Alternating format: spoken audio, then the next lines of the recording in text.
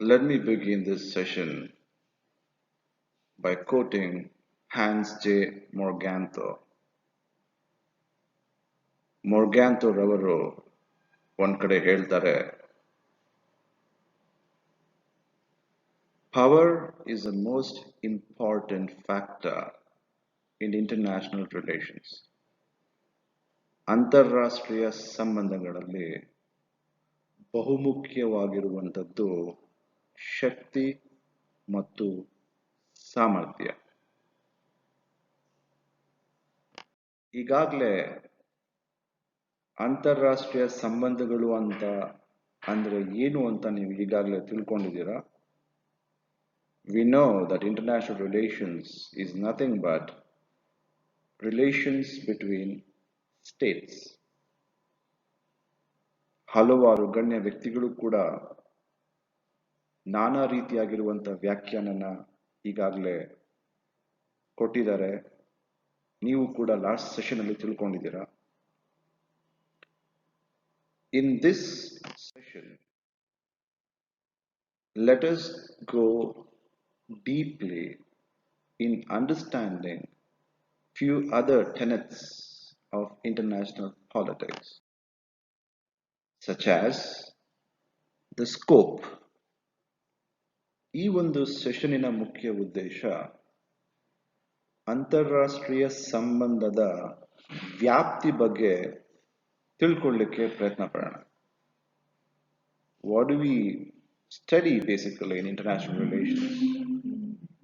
ಏನ್ ತಿಳ್ಕೊಳ್ತೀವಿ? ಯಾವ ಯಾವ ಅಧ್ಯಯನಗಳನ್ನ ನಾವು ನೋಡ್ಬೋದು? ವಿಶ್ವದ ಯಾವ ಭಾಗನ ನಾವು ದೂರ ಬಿಂದು ಇಟ್ಕೊಂಡು ತೀಕ್ಷ್ಣವಾಗಿ ಅಬ್ಸರ್ವ್ ಮಾಡ್ಬೋದು. ಸೊ ಈ ಒಂದು ವ್ಯಾಪ್ತಿನ ನಾವು ತಿಳ್ಕೊಳ್ಳಿಕ್ಕೆ ಪ್ರಯತ್ನ ಪಡೋಣ. We all know that international relations deals with interrelations among the states. ಉದಾಹರಣೆ, ಭಾರತ ಮತ್ತು ಚೀನಾ ನಡುವೆ ಇರುವಂತಹ ಸಂಬಂಧ, ಭಾರತ ಪಾಕಿಸ್ತಾನದ ಸಂಬಂಧ, ಭಾರತ ವಿಶ್ವಸಂಸ್ಥೆಯ ನಡುವೆ ಇರುವಂತಹ ಸಂಬಂಧ, ಹೀಗೆ ಒಂದು ರಾಷ್ಟ್ರ ಮತ್ತೊಂದು ರಾಷ್ಟ್ರೇತರ ಸಂಘ ಸಂಸ್ಥೆಗಳು ಅದರೊಳಗೆ ಇರುವಂತಹ ಒಂದು ಸಂಬಂಧಗಳ ಚಿಂತನೆನೇ ಅಂತಾರಾಷ್ಟ್ರೀಯ ಸಂಬಂಧ ಅಂತ ನಾವು ಹೇಳ್ಬೋದು. ಸೊ ಹೀಗಾಗಿ ಮೊಟ್ಟ ಮೊದಲಿಗೆ ನಾವೇನ್ ನೋಡ್ಬೋದು ಅಂದ್ರೆ, ಅಂತಾರಾಷ್ಟ್ರೀಯ ಸಂಬಂಧ ರಾಜ್ಯದ ನಡುವಿನ ಸಂಬಂಧಗಳನ್ನ ಸ್ಟಡಿ ಮಾಡುವಂತಹ ಅಧ್ಯಯನವಾಗಿರುತ್ತೆ. ಯಾವ ರೀತಿಯಾಗಿ ಒಂದು ರಾಜ್ಯ ಬೇರೆ ರಾಜ್ಯದ ನಡುವೆ ವಿವಾದಗಳಾಗಿರ್ಬೋದು, ಸಹಕಾರ ಆಗಿರ್ಬೋದು, ವ್ಯವಹಾರ, ವ್ಯಾಪಾರ, ಸಾಂಸ್ಕೃತಿಕ ಸಂಬಂಧಗಳು, it goes on. So basically we are concerned about how state behaves with other states with various factors. ನಾವು ಯಾವ ರೀತಿಯಾಗಿ ಒಬ್ಬ ವ್ಯಕ್ತಿಗೆ ತನ್ನ ವ್ಯಕ್ತಿತ್ವ ಇರುತ್ತೋ, ಅವನು ಮನೆಯಿಂದ ಹೊರಗಡೆ ಹೋದ್ಮೇಲೆ ಯಾವ ರೀತಿಯಾಗಿ ಅವನು ಬಿಹೇವ್ ಮಾಡ್ತಾನೋ, ವರ್ತನೆ ಮಾಡ್ತಾನೋ, ಅದೇ ರೀತಿಯಲ್ಲಿ ಒಂದು ರಾಷ್ಟ್ರ ಕೂಡ ವರ್ತನೆ ಮಾಡುತ್ತೆ.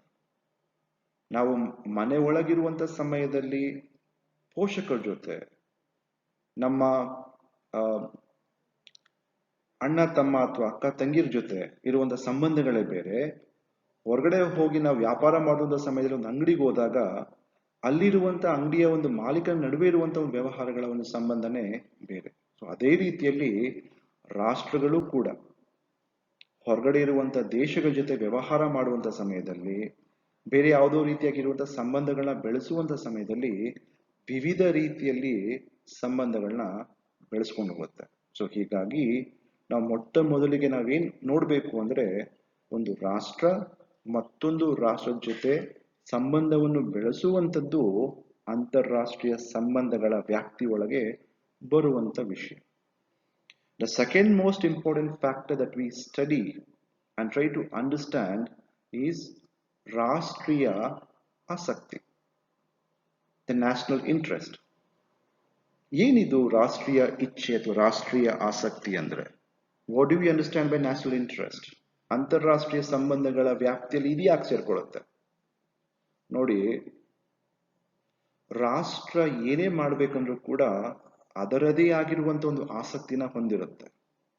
ಫಾರ್ ಎಕ್ಸಾಂಪಲ್, ಪ್ರತಿಯೊಂದು ರಾಷ್ಟ್ರನೂ ಕೂಡ ಇವತ್ತು ನಾನು ಶಕ್ತಿಯುತವಾಗಿ ಬೆಳಿಬೇಕು, ವಿಶ್ವದಲ್ಲಿ ಅತ್ಯಂತ ದೊಡ್ಡ ರಾಷ್ಟ್ರವಾಗಿ ಹೆಸರು ಪಡ್ಕೋಬೇಕು, ಅತ್ಯಂತ ಶ್ರೀಮಂತ ರಾಷ್ಟ್ರವಾಗಬೇಕು, ನನ್ನ ಜನರು ವಿಶ್ವದಲ್ಲಿ ಅತ್ಯಂತ ಗೌರವದಿಂದ ಬದುಕಬೇಕು ಎಂಬುವಂಥದ್ದು ಪ್ರತಿಯೊಂದು ರಾಷ್ಟ್ರಕ್ಕಿರುವಂತಹ ಆಸಕ್ತಿ.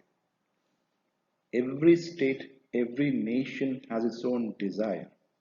ಸೊ ಈ ಆಸಕ್ತಿಯಿಂದ ಏನು ಉಂಟಾಗತ್ತೆ?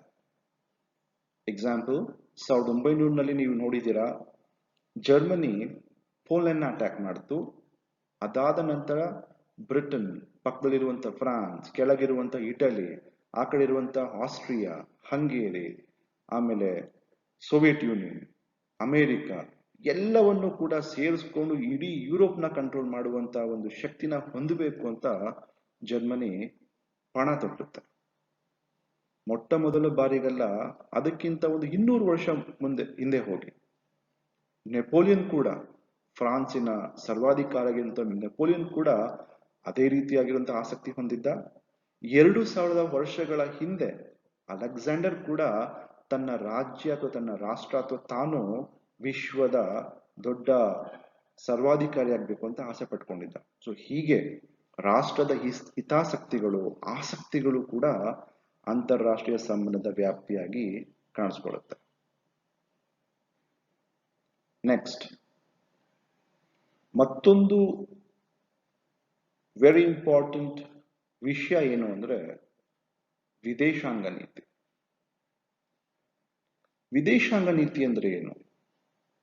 What do we understand by foreign policy? If you want to define foreign policy in simple terms, it is a plan of action followed by nations when it deals with other countries. So,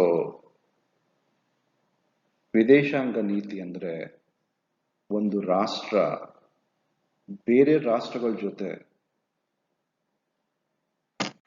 ಯಾವ ರೀತಿಯಾಗಿ ವ್ಯವಹರಿಸುತ್ತೋ ಆ ರೀತಿಯಾಗಿರುವಂತ ಯೋಜನೆಗಳಿಗೆ ನಾವು ಕರೆಯುವಂಥದ್ದೇ ವಿದೇಶಾಂಗ ನೀತಿ. For example,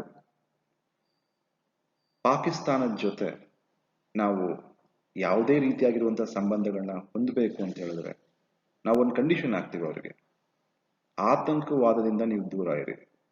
if you want to talk to us, keep terrorism away. ಈ ಚಿಂತನೆಗಳನ್ನ ನಾವು ಕರೆಯುವಂಥದ್ದೇ ವಿದೇಶಾಂಗ ನೀತಿ ಅಥವಾ foreign policy. How a state deals with other states using a plan of action. ಮತ್ತೊಂದು ಪ್ರಮುಖವಾಗಿರುವಂತಹ ವ್ಯಾಪ್ತಿ ಯಾವುದು ಅಂದ್ರೆ ಆರ್ಥಿಕ ಅಂಶಗಳು. ಕೇವಲ ರಾಜಕೀಯ ಮಾತ್ರ ಅಲ್ಲ, we also deal with economic interactions, ವ್ಯಾಪಾರಗಳು, ವಹಿವಾಟುಗಳು, ಭಾರತ ಮತ್ತು ಅಮೆರಿಕ ನಡುವೆ ನಡೆಯುವಂತಹ ಟ್ರೇಡಿಂಗ್ ಸಿಸ್ಟಮ್ಸ್, ಇವು ಕೂಡ ಅಂತಾರಾಷ್ಟ್ರೀಯ ಸಂಬಂಧದ ವ್ಯಾಪ್ತಿಯೊಳಗೆ ಕಾಣಿಸ್ಕೊಳ್ಳುತ್ತೆ. ಇದ್ರ ಜೊತೆಯಲ್ಲಿ ಹಲವಾರು ಸಂಘಗಳು ಮತ್ತು ಸಂಸ್ಥೆಗಳ ನಡುವೆ ಒಂದು ದೇಶ ಯಾವ ರೀತಿಯಾಗಿ ವ್ಯವಹರಿಸುತ್ತೆ. We have plenty of organisations throughout the world. United Nations, SAARC, NATO, ASEAN, etcetera. So ಇಂಥ ಒಂದು ಪ್ರಾದೇಶಿಕ ಅಥವಾ ಅಂತಾರಾಷ್ಟ್ರೀಯ ಸಂಘ ಸಂಸ್ಥೆಗಳೊಡನೆ ಒಂದು ರಾಜ್ಯ ಅಥವಾ ದೇಶ ಯಾವ ರೀತಿಯಾಗಿರುವಂತಹ ಸಂಬಂಧಗಳನ್ನ ಹೊಂದಿರುತ್ತೋ ಇದು ಕೂಡ ನಮ್ಮ ವ್ಯಾಪ್ತಿಯಲ್ಲಿ ಕಾಣಿಸ್ಕೊಳ್ಳುತ್ತೆ. ಇದರ ಜೊತೆಯಲ್ಲಿ ಎಸ್ಪೆಷಲಿ ಈ ಗ್ಲೋಬಲೈಸೇಷನ್ ಟ್ರೆಂಡ್ ಇರುವಂತಹ ಸಮಯದಲ್ಲಿ ನಮಗೆ ಕಾಣಿಸ್ಕೊಳ್ಳುವಂತ ಮತ್ತೊಂದು ವಿಷಯ ಯಾವುದು ಅಂದ್ರೆ ನಾನ್ ಸ್ಟೇಟ್ ಆಕ್ಟರ್ಸ್. ಫಾರ್ ಎಕ್ಸಾಂಪಲ್ ಕಂಪನಿಗಳು. ಇವತ್ತು ನೋಡಿ, ಆಪಲ್ ಎಂಬ ಕಂಪನಿ ವಿಶ್ವದಲ್ಲಿ ಹಲವಾರು ರಾಷ್ಟ್ರಗಳಿಗಿಂತ ಅತ್ಯಂತ ಶ್ರೀಮಂತವಾಗಿರುವಂತ ಕಂಪನಿ ಆಗಿದೆ. ಇಂಥ ಸಮಯದಲ್ಲಿ ಎಲ್ಲ ರಾಷ್ಟ್ರಗಳು ಕೂಡ ಆಪಲ್ ಎಂಬ ಕಂಪನಿ ಜೊತೆ ವ್ಯವಹಾರ ಮಾಡಬೇಕು ಅಂತ ಮುಂದೆ ಹಾಕ್ತಾರೆ. ಸೊ ಈ ರೀತಿಯಾಗಿರುವಂತಹ ಕಂಪನಿಗಳ ಜೊತೆ ರಾಷ್ಟ್ರಗಳು ಯಾವ ರೀತಿಯಾಗಿ ಡೀಲ್ ಮಾಡುತ್ತೆ ಅದನ್ನು ಕೂಡ ನಾವು ಓದಬಹುದು. Apart from that, we also look at some regulators. Example, ನಮ್ಮಲ್ಲಿ ಇವತ್ತು ಅಣುಶಕ್ತಿ ಉತ್ಪಾದನೆ ಮಾಡುವಂತಹ ಸಾಮರ್ಥ್ಯ ಇದೆ. We produce atomic energy. ಆದರೆ ಅಟಾಮಿಕ್ ಎನರ್ಜಿನ ಮಾನಿಟರ್ ಮಾಡಲಿಕ್ಕೆ ಅಂತಾರಾಷ್ಟ್ರೀಯ ರೆಗ್ಯುಲೇಟರ್ಸ್ಗಳಿದ್ದಾರೆ. ಅದನ್ನ ನಿಯಂತ್ರಣ ಮಾಡಲಿಕ್ಕೆ ಒಂದು ವ್ಯವಸ್ಥೆ ಇದೆ. ಸೊ ಈ ವ್ಯವಸ್ಥೆಯವರು ಕೂಡ ನಮ್ಮ ಜೊತೆ ಡೀಲ್ ಮಾಡ್ತಾರೆ. ಸೊ ಇಂಥವೆಲ್ಲವೂ ಕೂಡ ನಾವು ಅಂತಾರಾಷ್ಟ್ರೀಯ ಸಂಬಂಧಗಳಲ್ಲಿ ನೋಡ್ತೇವೆ. ಇದನ್ನೆಲ್ಲ ಮೀರಿ ಬಹಳ ಇಂಟ್ರೆಸ್ಟಿಂಗ್ ಆಗಿರುವಂಥದ್ದು ಏನು ಅಂದ್ರೆ, ಪ್ರಸ್ತುತ ಸಮಯದಲ್ಲಿ, ಸಮಕಾಲೀನ ಸಮಯದಲ್ಲಿ ವಿಶ್ವದಲ್ಲಿ ಆಗ್ತಿರುವಂತ ಎಲ್ಲ ಪ್ರಮುಖ ಅಂಶಗಳನ್ನ ನಾವು ಈ ಒಂದು ವ್ಯಾಪ್ತಿಯಲ್ಲಿ ನೋಡ್ಬೋದು. We study various issues that concerns the planet. Example, ಆತಂಕವಾದ ಆಗಿರ್ಬೋದು. ಅದು ಕೇವಲ ಒಂದು ದೇಶಕ್ಕೆ ಮಾತ್ರ ಅಲ್ಲ, ಇಡೀ ವಿಶ್ವಕ್ಕೆ ಮಾರಕವಾಗಿದೆ. ಟೆರರಿಸಂ, ಕ್ಲೈಮೇಟ್, ಉಷ್ಣಾಂಶ ತೀವ್ರತೆಯಾಗಿ ಏರ್ತಾ ಇದೆ. ಇದರಿಂದ ಕೇವಲ ಒಂದು ದೇಶಕ್ಕಲ್ಲ, ಇಡೀ ವಿಶ್ವಕ್ಕೆ ಪ್ರಾಬ್ಲಮ್ ಆಗಬಹುದು. ಸೊ ಕ್ಲೈಮೇಟ್ ಚೇಂಜ್ ಮತ್ತು ಗ್ಲೋಬಲ್ ವಾರ್ಮಿಂಗ್ ಬಗ್ಗೆ ಅಧ್ಯಯನ ಮಾಡುವಂಥದ್ದು. ಯುದ್ಧಗಳು ನಿರಂತರವಾಗಿ ವಿಶ್ವದಲ್ಲಿ ಕಾಣಿಸ್ತಾ ಇದೆ. ಇವತ್ತು ಸಿರಿಯಾ, ಲಿಬಿಯಾ, ಆ ಒಂದು ಸಮಯದಲ್ಲಿ ಕಾರ್ಗಿಲ್ ಯುದ್ಧ, ಮಹಾಯುದ್ಧಗಳು, ವಿಯೆಟ್ನಾಂ ಯುದ್ಧ, ಇದ್ರ ಬಗ್ಗೆ ಕೂಡ ನಾವು ಚರ್ಚೆ ಮಾಡ್ತೇವೆ. ಹಾಗಾಗಿ international relations or international politics deals with contemporary issues, the present problems, various factors that are shaping our everyday life. ಇಷ್ಟೊತ್ತು ನಾವು ಅಂತಾರಾಷ್ಟ್ರೀಯ ಸಂಬಂಧಗಳ ವ್ಯಾಪ್ತಿ ಬಗ್ಗೆ ಚರ್ಚೆ ಮಾಡಿದ್ವಿ. ಈಗ ಕೆಲವು ಪ್ರಶ್ನೆಗಳ ಮೂಲಕ ಇನ್ನೂ ದೀರ್ಘವಾಗಿ ಅರ್ಥ ಮಾಡ್ಕೊಳ್ಳಿಕ್ಕೆ ಪ್ರಯತ್ನ ಪಡೋಣ. ನಿಮ್ಮ ಸ್ಕ್ರೀನ್ ಮೇಲೆ ನೋಡ್ತಾ ಇರ್ಬೋದು ನೀವು, international politics is the study of ಏನು? You guessed it correct, relations among nations. ಮುಂದಿನ ಪ್ರಶ್ನೆ, ಏನು ಓದ್ತೀವಿ ನಾವು? Of course, we study the relations among states. ಯಾವ ಒಂದು ಅಧ್ಯಯನಕ್ಕೆ ಸಂಬಂಧಪಟ್ಟಿರುವಂಥದ್ದು ಅಂತಾರಾಷ್ಟ್ರೀಯ ಸಂಬಂಧಗಳು? Very normal, it's political science. Next very interesting questions. ನಾವು ನಮ್ಮ ಜೀವನದಲ್ಲೂ ಕೂಡ ಹಲವಾರು ಸಿದ್ಧಾಂತಗಳು ಇಟ್ಕೊಂಡು ನಾವು ಜೀವನ ಮಾಡ್ತೀವಿ. ಅದೇ ರೀತಿಯಾಗಿ ಅಂತಾರಾಷ್ಟ್ರೀಯ ಸಂಬಂಧಗಳಲ್ಲೂ ಕೂಡ ಸಿದ್ಧಾಂತಗಳಿದ್ದಾವೆ. ಎರಡು ಪ್ರಮುಖವಾಗಿ ಕಾಣುವಂತಹ ಸಿದ್ಧಾಂತಗಳು ವಾಸ್ತವವಾದ ಮತ್ತು ಆದರ್ಶವಾದ, ರಿಯಲಿಸಂ ಅಂಡ್ ಐಡಿಯಲಿಸಂ. ರಿಯಲಿಸಂ ಅಥವಾ ವಾಸ್ತವವಾದ ಸಿದ್ಧಾಂತ ಅತ್ಯಂತ ಮಹತ್ತರವಾಗಿ ತಗೊಂಡು ಹೋಗಿರುವಂತಹ ವ್ಯಕ್ತಿ ಯಾರು? ಕಾರ್ಲ್ ಮಾರ್ಕ್ಸ್ ಅಂತೂ ಅಲ್ಲ, ಯಾಕಂದ್ರೆ ಅವರು ಪ್ರತಿಪಾದಿಸುವಂತದ್ದು ಕಮ್ಯುನಿಸಂ ಮತ್ತು ಸಮತಾವಾದ.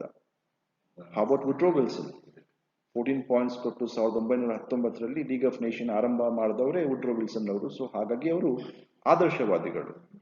So next is Hans Morgenthau. The politics among nations ಎಂಬ ಪುಸ್ತಕವನ್ನು ಬರೆದಂತಹ ಮೊರ್ಗ್ಯಾಂತೋರವರು ವಾಸ್ತವವಾದಕ್ಕೆ ಛಾವಣಿಯನ್ನು ಹಾಕಿರುವಂತಹ ವ್ಯಕ್ತಿ ಆಗಿರ್ತಾರೆ.